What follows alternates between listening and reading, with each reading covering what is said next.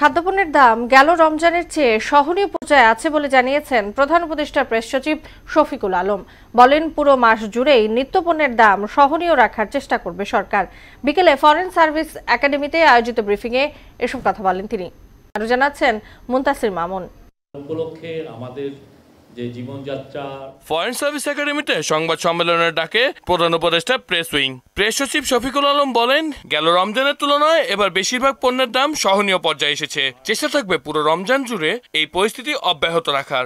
এই রোজায় বেশিরভাগ পণ্যেরই দাম সহনীয় পর্যায়ে এসেছে, কমেছে, এবং এই যে সহনীয় পর্যায়ে আসা, এটা আমাদের পুরো রোজা ধরে, এই যে সামনে যে রোজা আসছে, পুরো রোজায় আমাদের ফোকাস থাকবে যে এটাকে কিভাবে এই দামটাকে সহনীয় পর্যায়ে রাখা যায়। বোতলজাত সয়াবিন তেলের সংকট নিয়েও কথা বলেন তিনি। ছোলা বা খেজুর, সেগুলোর ক্ষেত্রে তো এই প্রত্যেকটা পণ্যের ক্ষেত্রেই এই গভর্নমেন্টের ফোকাস হচ্ছে কিভাবে এটাকে সহনীয় পর্যায়ে রাখা যায়। চলতি মাসেই নির্বাচনের রোডম্যাপ নিয়ে বিএনপির দাবি প্রসঙ্গে প্রেস সচিব বলেন, তারা হয়তো নির্দিষ্ট তারিখ জানতে চেয়েছে, সেটা নির্ভর করছে সংস্কার আকাঙ্ক্ষার উপর। এই বছরের ডিসেম্বরের মধ্যে যদি পার্টিগুলো, সব পলিটিক্যাল পার্টিগুলো মনে করে যে রিফর্ম করে তাড়াতাড়ি ইলেকশনের দিকে দেশ ধাবিত হবে, তাহলে এটা ডিসেম্বরের মধ্যে ইলেকশন হবে।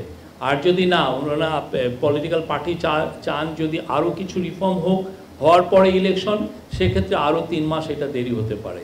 কোর রিফর্ম চাইলে ডিসেম্বরে নির্বাচন হবে, একটু বেশি সংস্কারের ক্ষেত্রে আরো 3 মাস লাগবে।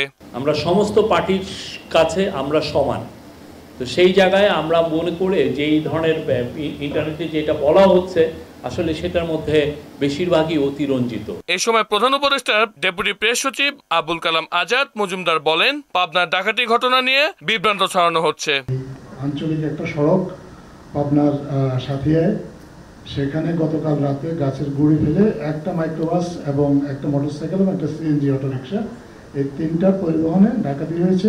ঘটনার পরপরই, ঘটনার প্রায় 10 মিনিটের মধ্যেই খবর পেয়ে স্থানীয় পুলিশের টহল দল সেখানে উপস্থিত হয়েছে এবং সেখানে তারপরে এরপরে আর কোনো ঘটনা বাড়তে পারেনি। মুনতাসির মামুন, মোহনা সংবাদ, ঢাকা।